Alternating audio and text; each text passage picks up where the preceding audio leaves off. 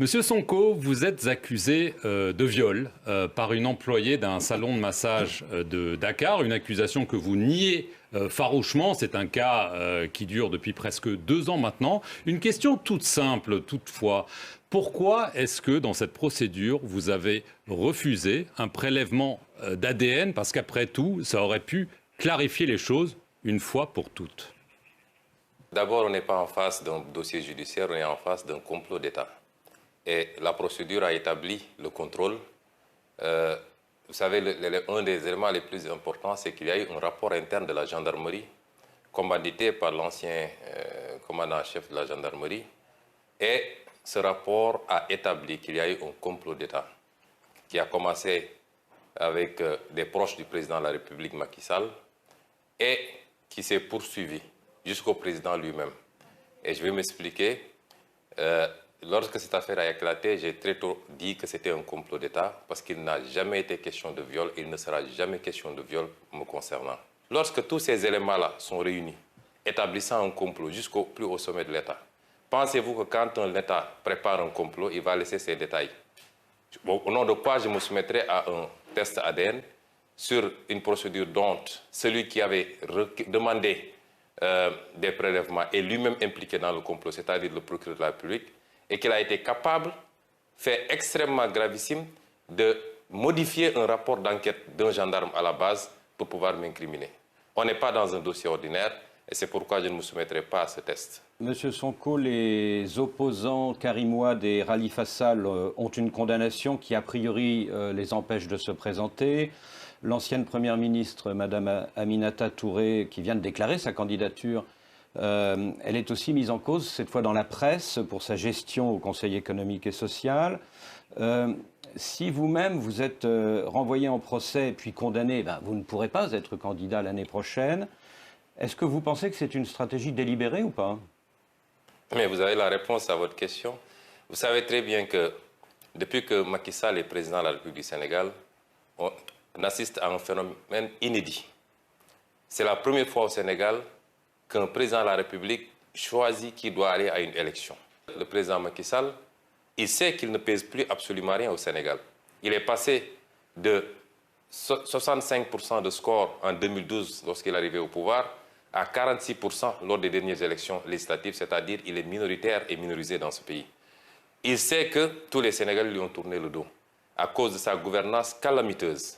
Mais aujourd'hui, sa stratégie, c'est de communiquer sur l'international, de se présenter comme le seul capable de diriger le Sénégal, de gérer les intérêts internationaux, d'assurer une stabilité du Sénégal dans un contexte sous-régional et régional extrêmement perturbé.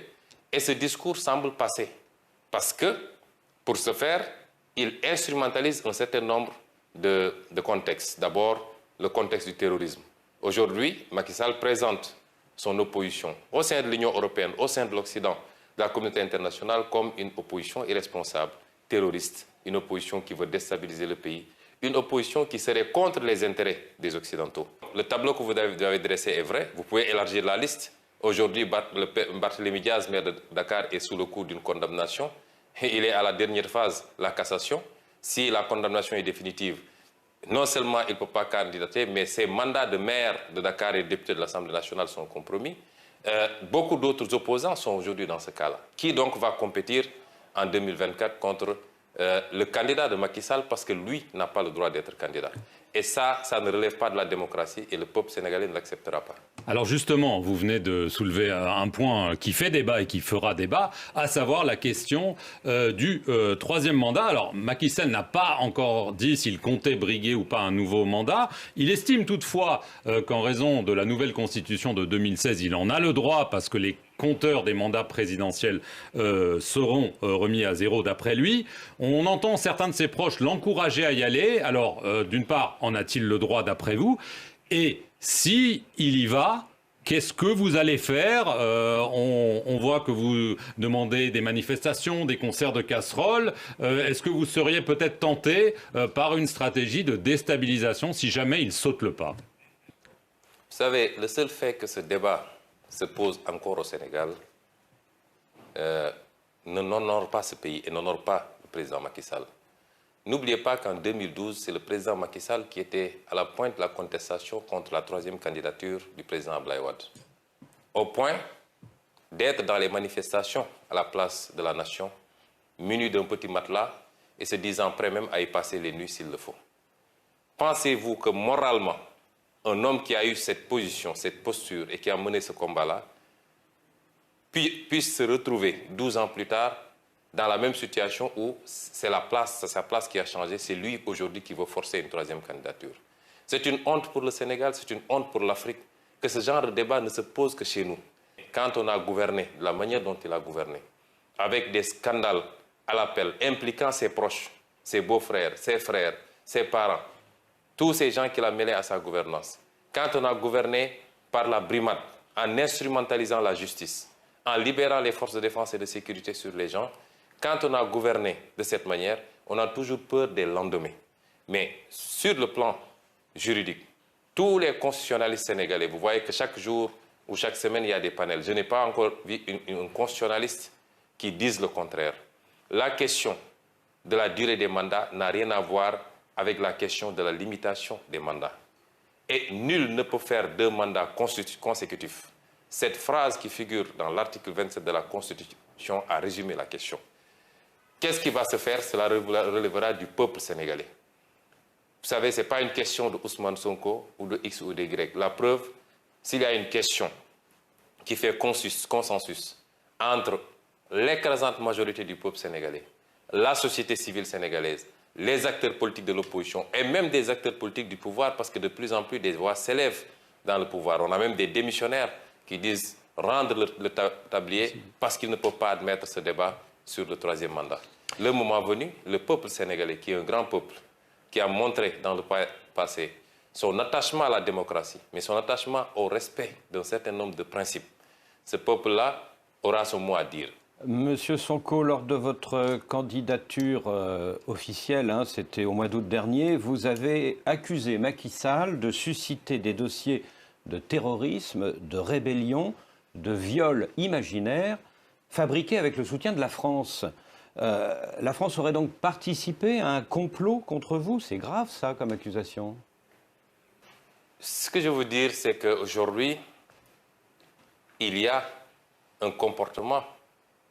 Pourquoi on l'avait dit justement? C'était que parce que vous, en tout cas un de vos organes, en l'occurrence France 24, RFI, s'était déplacé à Dakar pour faire un reportage tendancieux contre ma personne en essayant d'exploiter ce dossier de viol. Et de manière totalement partielle. Et aujourd'hui, lors des dernières discussions, en tout cas, des échanges qu'on a eu hier avec des responsables de RFI, eux-mêmes reconnaissent ce traitement tendancieux. Et au-delà de RFI, qui aujourd'hui est une chaîne française, il y a un certain nombre d'actes que la France pose qui nous fait penser, nous, opposition, de manière générale, que la France prend fait et cause pour Macky Sall pour des raisons qui lui sont propres. Et sur ces problématiques-là, nous voulons appeler la France à revoir sa position. On a été dépeints comme étant des anti-français notoires. Nous n'avons rien contre la France, ni contre aucun autre pays. Nous avons un discours qui peut gêner parce que c'est un discours qui appelle à une rupture dans les relations. Il y a des traditions séculaires entre le Sénégal et la France. Mais il y a que ces traditions sont assises également sur des relations qui ne sont pas totalement roses pour le Sénégal. Nous sommes au XXIe siècle. Le monde est en train de changer, je l'ai dit tantôt. La carte géopolitique du monde doit appeler chacun à revoir son attitude. Il ne s'agit plus de placer un président, de lui apporter un total soutien, tant qu'il accepte la coopération telle que vous la voulez ou telle que vous l'entendez. Nos pays aspirent à autre chose et nous voulons continuer des partenariats, mais dans le sens d'un partenariat gagnant-gagnant. Et ça appelle à une révision d'un certain nombre d'axes, au niveau économique surtout, mais également sur beaucoup d'autres plans. Sur le plan international, c'est qu'il y a un fait inédit. Depuis quelque temps, nous nous rendons compte que la communauté internationale établie au Sénégal semble avoir même peur d'entrer en contact avec l'opposition. Et à chaque fois que c'est programmé, que ce soit l'Union européenne ou toutes les autres instances de la communauté internationale, c'est déprogrammé à la dernière minute. Et on nous dit que ce serait un veto du président Macky Sall. Et nous voulons dire à cette communauté internationale que l'opposition sénégalaise est une opposition responsable, ouverte sur le monde, qui connaît la tradition et l'histoire de la coopération au Sénégal, qui en aucun cas ne peuvent être interrompues.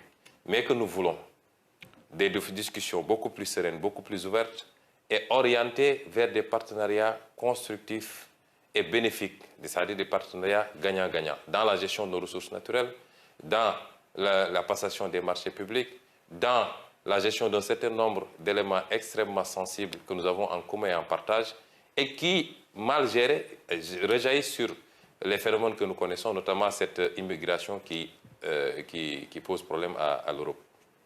Monsieur Sonko, vous dites que vous n'êtes pas contre la France. On a vu des manifestations anti-françaises et parfois pro-russes dans plusieurs capitales africaines. On a vu l'arrivée de mercenaires russes au Mali, peut-être au Burkina Faso. Quelle est votre appréciation de cette arrivée des Russes sous différentes formes? Est-ce que la Russie est un partenaire de confiance qui pourrait se substituer à la France? Oui, c'est des questions extrêmement délicates sur lesquelles notre position elle est très simple. Les pays africains sont des pays indépendants qui peuvent envisager de manière autonome leur coopération. Et aujourd'hui, coopérer avec la France, les États-Unis, la Russie ou la Chine est une option. Mais ce que je voudrais dire à nos amis africains, c'est de faire très attention sur un certain nombre de questions. Il n'est pas question de remplacer un partenariat qu'on considère défavorable par un autre qui peut l'être beaucoup plus. Et remplacer un drapeau par un autre ne milite pas en faveur du combat pour la souveraineté des pays africains. Nous devons être très prudents, l'ouverture certes, mais à l'endroit de la Russie également. Ce qui est attendu, ce n'est pas un partenariat de guerre.